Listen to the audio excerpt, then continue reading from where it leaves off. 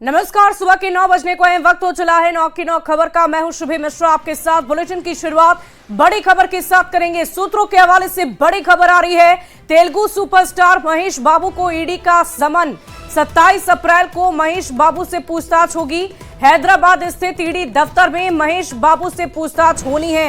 Money laundering case में महेश बाबू से पूछताछ होगी। बड़ी खबर आपको बता रहे, सूत्रों के हवाले से बड़ी जानकारी आ रही है। तेलुगु सुपरस्टार है महेश बाबू, जिन्हें समन भेजा गया है। 27 अप्रैल को महेश बाबू से पूछताछ होगी। हैदराबाद स्थित ईडी दफ्तर में महेश बाबू से पूछताछ होनी है। मनी लॉन्ड्रिंग केस में महेश बाबू से पूछताछ होगी।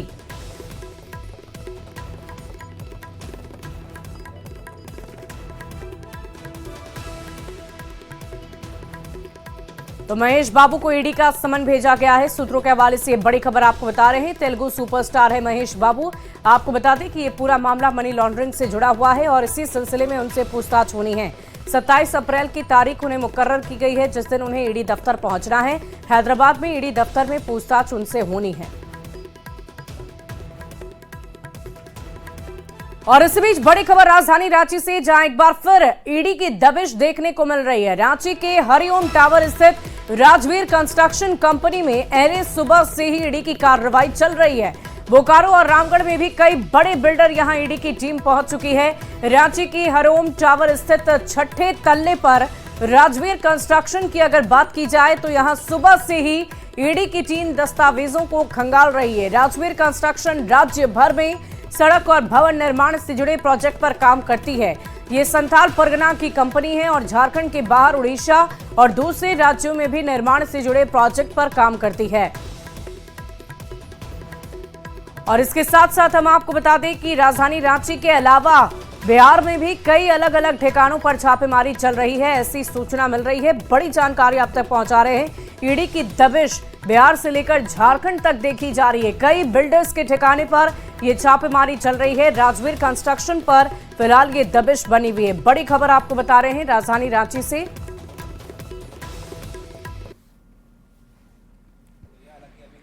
रांची में एक बार फिर ईडी की दबिश शुरू हो गई है और जो जानकारी मिल रही है कि दबिश सिर्फ राजधानी रांची में ही नहीं बल्कि बोकारो और रामगढ़ में भी ईडी का एक्शन चल रहा है। हम इस समय हरिओम टावर में हैं और हरिओम टावर के जो बताया जा रहा है कि छठे तल्ले पर एक राजवीर कंस्ट्रक्शन के यहाँ भी इस समय ईडी का एक्शन चल रहा है। और समझ जाइए कि ये पूरा जो मामला बताया जा रहा है कि भ्रष्टाचार से जुड़ा है और इसमें खासकर जो बड़े बड़े ठेकेदार हैं, जो कंस्ट्रक्शन कंपनियां हैं, उनके खिलाफ जो सूचना मिली थी उसी पर ईडी अपनी कार्रवाई कर रही है। इसमें बड़ी कंपनी राजवीर कंस्ट्रक्शन का भी नाम सामने आ रहा है। राजवीर कंस्ट्रक्शन कंपनी वो कंपनी है जो वास्तव में आपको राज्य में सड़क निर्माण, भवन निर्माण से जुड़ा काम करती है और इनके प्रोजेक्ट जो हैं झारखंड के बाहर उड़ीसा में भी चलते हैं। संथाल परगना की बेस्ड ये कंपनी है और राज्य में कई जिलों में अलग अलग प्रोजेक्ट पर काम करती है। और यहाँ पर जो ईडी को जो जानकारी मिली है उस जानकारी के मुताबिक यहाँ पर देख रहे हैं कि सुबह से ही जो जानकारी मिल रही है कि अहले सुबह कुछ लोग ये जानकारी दे रहे हैं कि जो रात के 2 बजे से यह कार्रवाई यहाँ चल रही है, लेकिन अहले सुबह से यहाँ पर गतिविधियाँ तेज हैं, सुरक्षाकर्मी यहाँ मौजूद हैं। लेकिन बता दें कि ये जो कार्रवाई चल रही है ईडी की, यहाँ पर जो संथाल परगना है, संथाल परगना में खासकर ये कंपनी जो राजवीर कंस्ट्रक्शन कंपनी है वो संथाल परगना बेस्ड है। और ऐसी स्थिति में देवघर में एक विवादास्पद मेडिकल कॉलेज का भी नाम सामने आया था, जिसमें इस कंपनी की भी एक सहभागिता सामने आई थी। और उसमें यहाँ तक कि तार इतने ही नहीं जुड़े हैं।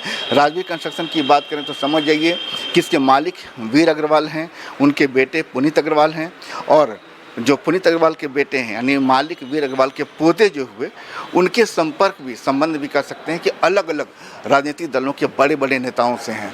तो कुल मिलाकर ईडी को जो जानकारी मिली है, क्या जानकारी मिली है, क्या कुछ जो कागजातों को, दस्तावेजों को खंगालने के बाद निकल कर सामने आता है, उसकी जानकारी बाद में मिलेगी। लेकिन फिलहाल भ्रष्टाचार के खिलाफ जो ईडी दावा करती है कि हम लोग करप्शन के खिलाफ काम करते हैं, उसको लेकर राजधानी रांची समेत कई जिलों में ईडी का एक्शन एक बार फिर नजर आ रहा है। संजय कुमार सिन्हा, न्यूज़ 18 रांची। और इस पूरी खबर को लेकर पूरी जानकारी देंगे न्यूज़ 18 संवाददाता शंकर आनंद इस वक्त हमारे साथ दिल्ली से फोन लाइन पर जुड़े हुए। शंकर, क्या कुछ जानकारी है? बिहार से लेकर राजधानी रांची तक ईडी की दबिश देखी जा रही है, फिलहाल क्या अपडेट है आपके पास? देखिए, इस वक्त में केंद्रीय जांच एजेंसी ईडी के द्वारा कुल 15 लोकेशन पर सर्च ऑपरेशन की कार्रवाई को अंजाम दिया जा रहा है। और ये जो मामला है, ये बोकारो लैंड स्कैम का जो मामला था, उस मामले में आज सर्च ऑपरेशन की कार्रवाई को अंजाम दिया जा रहा है, जो तकरीबन 100 एकड़ का ये मामला है। और जिस तरह से इस मामले में ये जानकारी मिली थी कि किस तरह से वहां पर आरोपियों के द्वारा जो तकरीबन 100 एकड़ की जो जमीन है, उसके फर्जी दस्तावेजों के सहारे उसका मालिकाना हक प्राप्त किया गया था।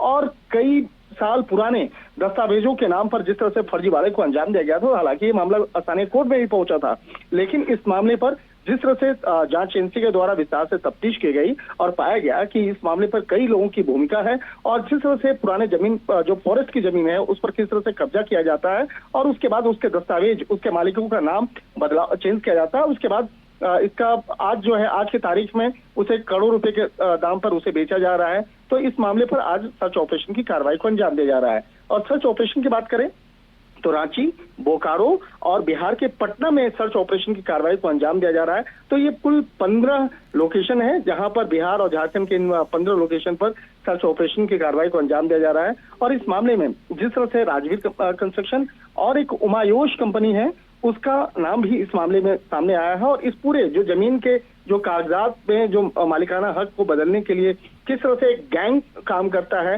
तो उस गैंग के खिलाफ भी अब जांच एजेंसी ईडी के द्वारा अब तफ्तीश का दायरा आगे बढ़ा दिया गया है। और कहा जा सकता है आने वाले दिनों में कई और बड़े खुलासे देखने को मिल सकते हैं। वाकई देखने वाली बात होगी शंकर कि क्या बड़े खुलासे इस दबिश में निकलकर सामने आते हैं। बहुत बहुत शुक्रिया आपका हमारे साथ जुड़ने के लिए।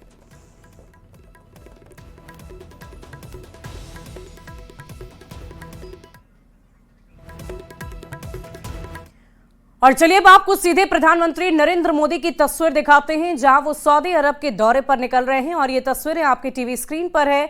आप देखिए, हर बार की तरह जब भी विदेश दौरे पर प्रधानमंत्री निकलते हैं, हाथ हिलाकर सभी का अभिवादन करते हैं। और ये तस्वीरें हम आपको लगातार दिखा रहे हैं। प्रधानमंत्री नरेंद्र मोदी की ये तस्वीरें हैं और आप देखिए कैसे हाथ जोड़कर ये सभी का अभिवादन कर रहे हैं।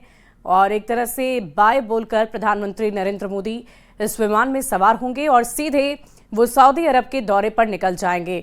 तो तस्वीरें हमने आपको दिखाई, वहां पर कई भारतीय लोगों से भी उनकी मुलाकात होनी है। और इसी बीच बढ़ते आगे जमशेदपुर से एक बड़ी खबर का रुख कर लेते हैं। करणी सेना के राष्ट्रीय उपाध्यक्ष हत्याकांड, सूत्रों के हवाले से बड़ी खबर आ रही है। जेल से हत्या की साजिश के संकेत मिले हैं। जमीन विवाद गैंगवार में हत्या का शक, सभी बिंदुओं पर जांच कर रही है पुलिस। झाड़ियों में विनय सिंह का शव मिला था। इस वक्त की बड़ी खबर आपको बता रहे हैं। करणी सेना के उपाध्यक्ष हत्याकांड से जुड़ी हुई ये बड़ी जानकारी, सूत्रों के हवाले से ये बड़ी खबर सामने आ रही है, जहां विनय सिंह की हत्या का मामला है। जेल से हत्या की साजिश के संकेत मिल रहे हैं। आपको बता दें कि झाड़ियों में विनय सिंह का शव मिला था और हर एंगल पर, सभी बिंदुओं पर पुलिस लगातार जांच पड़ताल कर रही है।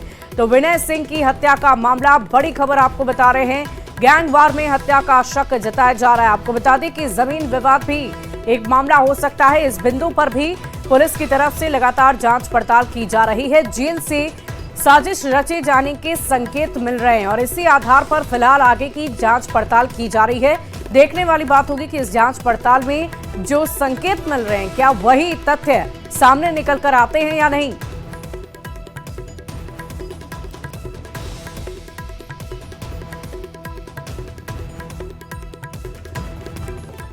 और इधर राजपूत करणी सेना के राष्ट्रीय उपाध्यक्ष और झारखंड के प्रदेश अध्यक्ष विनय सिंह हत्याकांड मामले में पुलिस के हाथ अब तक खाली हैं। दमना के आस्था स्पेस टाउन में ये बताया जा रहा है कि मातम का माहौल पसरा हुआ है।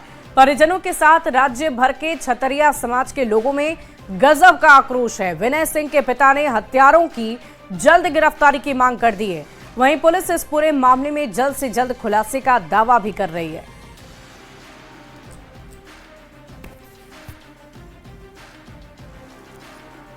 एक सामाजिक आदमी थे। हम क्या कहेंगे, हम तो घर में रहते हैं, चाहे दुकान में रहते हैं, हमको तो दुनिया से कोई मतलब नहीं है। आना किसी से हम लोग आज तक बदजुग हुआ, जहाँ रहते भी हैं तो शांति से रहें। ये लोग उनका साथी है, ये लोग से भी पूछ सकते हैं कि कितना सरल आदमी थे, सीधा साधा। उसके बाद सामाजिक काम करना था और दुनिया का कोई काम नहीं था। कितनी फायरिंग? गन शॉट जो उनके हाथ से बंदूक मिली है, उस बंदूक में एक गोली चली समझ में आ रही है और उसका खोखा जो था उसी में फंसा हुआ दिखा है हम लोगों को। और उसके अलावा उसमें 2 जिंदा कारतूस मिले। इसमें बहुत सारे एंगल्स हो सकते हैं, जो उसमें कुछ इंटरनल राइवलरी भी हो सकती है इनकी, कुछ लोग इसमें ज़मीन विवाद का भी कुछ एंगल बता रहे हैं। हम लोग सभी विषयों पे। और इस बीच बड़ी खबर राजधानी पटना से आ रही है, जहां अपराधियों ने बस ड्राइवर की गोली मारकर हत्या कर दी है और एक दूसरे शख्स की गोली मारकर घायल करने की खबर है। घटना रामकृष्ण नगर इलाके की है।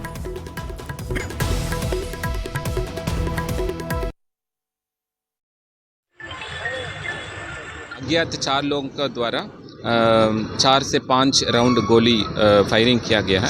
इसी के दौरान पीड़ित है दुष्यंत मृत हो गई है घटनास्थल पे ही। इसके अलावा और एक व्यक्ति को पैर पर गोली लगी है, उनको इलाज चल रही है। इसी घटना में शामिल व्यक्तियों के बारे में अभी जांच हो रही है। और इसी बीच भोजपुर जिले की चरपोखरी थाना पुलिस ने सीएसपी लूटकांड का खुलासा कर दिया है।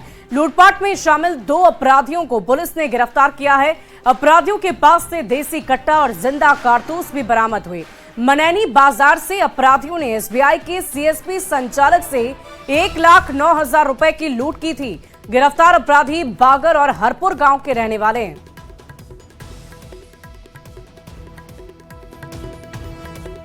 तो बड़ी खबर आपको बता रहे हैं, बागर और हरपुर गांव के ये आरोपी बताए जा रहे हैं। 1,09,000 से भी ज्यादा के लूटकांड का एक खुलासा हुआ है। मनैनी सीएसपी लूटकांड का खुलासा कर दिया गया है। सीएसपी लूट हुआ था चरपोखरी थाना क्षेत्र अंतर्गत, जहां पे तकरीबन 1 लाख का लूट हुआ था। उसमें हम लोगों ने टीम बनाते हुए 2 इसमें से घटना कार्य करने वाले जो हैं दीपक कुमार पिता हरिकृष्ण सिंह बागर थाना सिकरहट्टा और रंजीत पिता विजय सिंह थाना सिकरहट्टा, ये दोनों को गिरफ्तार किया गया है। दोनों से जब पूछताछ किया गया तो इन दोनों ने अपना इसमें सहभागिता को इसको कबूल किया है और इसके साथ साथ 2 लाइनर और भी हैं, तो उसको भी हम लोग जल्द से गिरफ्तार कर लेंगे। और खबर बेगूसराय से, जहां डबल मर्डर मामले से सामने आई तस्वीर ने पुलिस की कार्यशैली पर कई तरह के सवाल खड़े कर दिए हैं। दरअसल बेगूसराय में बीते दिनों घर से लापता 2 भाइयों की हत्या कर दी गई थी और इसी के बाद पुलिस ने शव को कब्जे में लेकर पोस्टमार्टम के लिए अस्पताल भेज दिया, जहां शव घंटों तक जमीन पर पड़ा रहा, जिसे बार बार कुत्तों के झुंड ने नोचने का प्रयास किया। इस दौरान शव के आसपास कोई भी पुलिसकर्मी तैनात नहीं था। इस तस्वीर के सामने आते ही पुलिस की कार्यशैली पर गंभीर सवाल उठने लगे। यहाँ के हॉस्पिटल के स्टाफ की क्या वो ध्यान नहीं दिए, तब ना हम लोग दौड़ के कुत्ता को भगाया। जब कुत्ता है तो उसको ध्यान देना चाहिए था। सही बात है, लाश को सामान नहीं मिल पाया। अच्छा, सब आदमी उनको केयर करना चाहिए था, लेकिन ठीक से केयर नहीं की। क्या देखे थे? कुत्ता देखे तो कुत्ता दौड़ के उसके पास गया, तब हम लोग दौड़ के भगाए। यहाँ पर एक ड्राइवर जो उसको लाया था, उसने हमें बताया कि मैं पिछले 1 घंटे से हूँ और ना कोई पुलिस ने थाना ने ना कोई रिक्वेजिशन दिया है ना कुछ दिया है। वहाँ पर जो पोस्टमार्टम करने वाले थे वो भी कह रहे थे कि भाई हमको तो पुलिस ने कुछ दिया नहीं है। मेरे सामने में हमने पुलिस अधीक्षक का मोबाइल नंबर दिया और उस ड्राइवर ने पुलिस अधीक्षक महोदय को टेलीफोन किया, तब जाकर कुछ देर में पुलिस आई। वहीं डिप्टी सीएम और खनन मंत्री विजय सिन्हा ने बालू खनन में हो रहे अनियमितता पर सख्त कार्रवाई के निर्देश दिए हैं। विजय सिन्हा ने ये बताया कि गया के 4 बालू घाट के संवेदक पर कार्रवाई की गई है। साथ ही गया के खनन विकास पदाधिकारी पर भी विभागीय कार्रवाई की अनुशंसा कर दी गई है। और आरोपी दंड की कुल राशि 31,26,94,45 रुपये को तत्कालीन खनिज विकास पदाधिकारी द्वारा संशोधित करके 32,87,071 रुपये कर दिया गया। मतलब 31,26 लाख को 32,87,000 में ये कन्वर्ट कर दिए। यह राज्य के राजस्व संग्रहण को प्रभावित करने का मामला तो है ही, साथ ही उक्त पदाधिकारी द्वारा नियमों की भी प्रत्यक्ष रूप से अवहेलना की गई है। और इधर नेता प्रतिपक्ष तेजस्वी यादव ने बिहार सरकार पर 2 अरब 25 करोड़ सरकारी पैसे को पॉलिटिकल प्रचार में खर्च करने का आरोप लगा दिया है। तेजस्वी के इस बयान पर श्रम संसाधन मंत्री संतोष सिंह ने कड़ा हमला बोला। उन्होंने कहा कि तेजस्वी जी को अब यही सब आंकड़ा नजर आ रहा है, उन्हें जनता को अब अपना आंकड़ा बता देना चाहिए। कि जब वो सरकार में थे तो कितने पैसे का दुरुपयोग किया करते थे। उन्हें बताया जाना चाहिए कि बिहार के विकास और परिवार के विकास में उन्होंने कितने रुपए खर्च किए हैं। अपने आंकड़ा के बारे में वो बताएं कि वो जो सरकार में थे तो कितना पैसे का दुरुपयोग किया, कितना लोगों में अवेयरनेस लाया, कितना बिहार के पैसे से बिहार का विकास किया, कि अपने परिवार का विकास किया। अब प्रचार पे आ गए, अब उनको प्रचार दिख रहा है। सत्य तो ये है कि तेजस्वी यादव जी का जमीन खिसक गया है। तेजस्वी यादव जी को कोई चाहता नहीं है। उनको पता है कि ये सर ऐसे इस बार 25 के चुनाव में बम्पर मेजोरिटी के साथ 225 एमएलए के साथ एनडीए गठबंधन पुनः माननीय मुख्यमंत्री नीतीश कुमार के नेतृत्व में सरकार बनाने जा रही है। और इधर पूर्वी चंपारण में बीजेपी ने सोशल मीडिया पोस्ट के जरिए कल्याणपुर विधानसभा के विधायक मनोज यादव को वांटेड घोषित कर दिया था और अब इस पर मनोज यादव का बयान सामने आया है। उन्होंने पलटवार करते हुए कहा कि आज मेरे ऊपर धारा 107 भी दर्ज नहीं है और इसके बाद भी बीजेपी मुझे वांटेड घोषित कर लोगों को नाराज कर रही है। उनके पोस्ट पर 10,000 लोगों ने जवाब दिया है और बताया है कि मनोज यादव वांटेड नहीं है। हम वांटेड रहते तो यहाँ बैठते। 2 बार मेरे फादर विधायक रहे हैं भारतीय कम्युनिस्ट पार्टी से, केसरिया से। मैं भी 1 बार हुआ हूँ और आज तक हमारे पिताजी पर हम पर 107 का भी मुकदमा कभी नहीं हुआ और कोई हम लोग पर गलत आरोप कोई माई का लाल नहीं है कि लगा दे। भाजपा के लोग सब हवाबाज हैं, साजिश करता है, वो लोग किसी का चरित्र हनन करता है और हनन करने में वो लोग मास्टर माइंड है। इस बार उल्टा गेम हो गया। वांटेड लिख दिए तो 10,000 लोग सोशल मीडिया पर उसका जवाब दिया है कि मनोज यादव कौन है। और सीएम नीतीश कुमार के बेटे निशांत कुमार एक वैवाहिक कार्यक्रम में शिरकत करते नजर आए। जेडीयू नेता संजय गांधी के पारिवारिक वैवाहिक कार्यक्रम में निशांत पगड़ी बांधे हुए नजर आए। निशांत शादी समारोह में आगंतुकों का स्वागत भी कर रहे थे। तो तस्वीरें हम आपको दिखा रहे हैं बिहार के मुख्यमंत्री नीतीश कुमार के बेटे निशांत की ये तस्वीरें हैं। आप देख रहे हैं कैसे वो बारात के स्वागत के लिए दरवाजे पर खड़े हैं और इस शादी समारोह में उन्होंने न सिर्फ शिरकत की बल्कि आगंतुकों का स्वागत भी किया है। तस्वीरें हम आपको दिखा रहे हैं, पगड़ी बांधे नजर आए निशांत।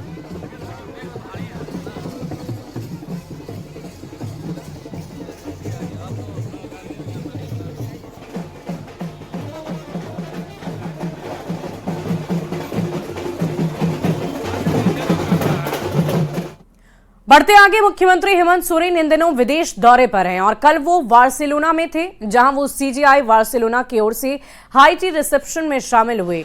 इस हाई टी में मुख्यमंत्री हेमंत सोरेन के साथ स्पेन में स्थित कंपनियों के भारतीय सीईओ के साथ झारखंड में संभावनाओं को लेकर चर्चा हुई है। बैठक में झारखंड में विदेशी पूंजी निवेश और इकोसिस्टम और स्वदेशी चिकित्सा पर रिसर्च और विकास पर भी चर्चा हुई। इसके अलावा बैठक में झारखंड में खेल और स्टार्टअप पर बातचीत हुई है।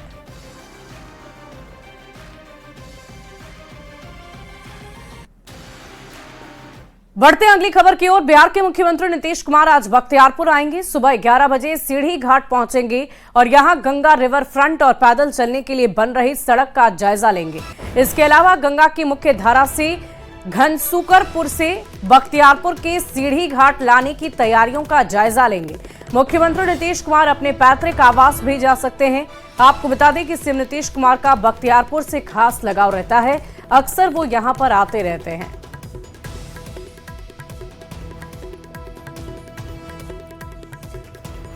और इधर खेलो इंडिया यूथ गेम्स में बैडमिंटन और तीरंदाजी के मुकाबले भागलपुर में होंगे। 4 मई से 15 मई के बीच इस प्रतियोगिता में देश के टॉप खिलाड़ी अपना जौहर दिखाएंगे।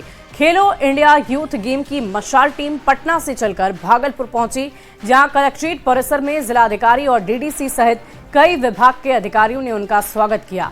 इस दौरान जिलाधिकारी ने लोगों को नेशनल यूथ गेम को लेकर जागरूक भी किया है। 2 गेम्स का आयोजन करने का अवसर मिला है और हमारी पूरी टीम इसमें तत्पर है और आप तैयारियों को विभिन्न स्तरों पर देख रहे होंगे। पूरी टीम लगी हुई है, हमारे सारे अधिकारी लगे हुए हैं, कर्मी लगे हुए हैं और मैं भागलपुर की जनता से ये आह्वान करता हूँ कि इस गेम में हमारे देश के हर कोने से विभिन्न प्रकार के हमारे खिलाड़ी आएंगे, उनका हम लोग काफ़ी अच्छे तरीके से स्वागत करें। और इसका बिहार में 5 जिलों में आयोजन किया जा रहा है। बिहार में पटना हो गया, गया हो गया, राजगीर हो गया, भागलपुर और बेगूसराय, और एक ये स्पोर्ट जो है दिल्ली में कुछ गेम अपना 3 गेम वहाँ पे बना है और 4 मई से 15 मई के बीच में ये आयोजन कराया जा रहा है। और फिलहाल इस बुलेटिन में अभी के लिए बस इतना ही। आप बने रहे न्यूज़ 18 बिहार झारखंड के साथ।